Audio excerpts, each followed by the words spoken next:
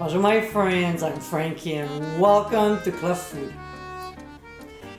Next Monday is Australia Day, which is a national public holiday.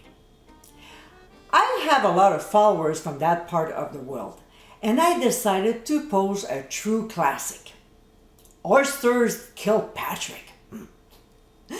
Incredibly delicious, this quick and easy recipe is an amazing appetizer to make. With a tasty sauce, spoon over freshly shucked oysters, and then top with cooked bacon. These smoky little guys are pure yumminess. So let's get cooking. In a small bowl, we'll combine ketchup, Worcestershire sauce, followed by hot sauce of your choice.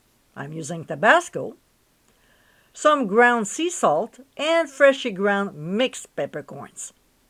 We'll stir until nicely blended, especially the Worcestershire sauce, which can be a little tricky to mix in, and set aside while we look after the oysters.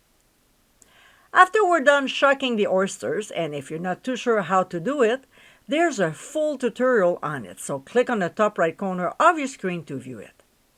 We'll transfer them to a saucepan, including their liquor. We'll discard the top part of the shell and rinse the bottom ones under cold water, which will become our food vessel, and place them on a baking sheet lined with coarse salt, making sure they're sitting nicely in it so they don't move. Next, we'll set the burner on medium-low heat and add butter, as well as lemon zest to the oysters, then gently stir everything. When we start seeing bubbles forming around the edges, we'll cover and cook for 3 minutes. A few minutes later, we'll remove from the heat and drain the oysters into a colander before placing 1 oyster per shell. We'll evenly divide the sauce we made earlier among them, and then add some cooked bacon. Yummy! We'll transfer to the oven under the broiler and bake the oysters for 3 minutes or until everything is warmed through. We'll serve them with a few lemon wedges.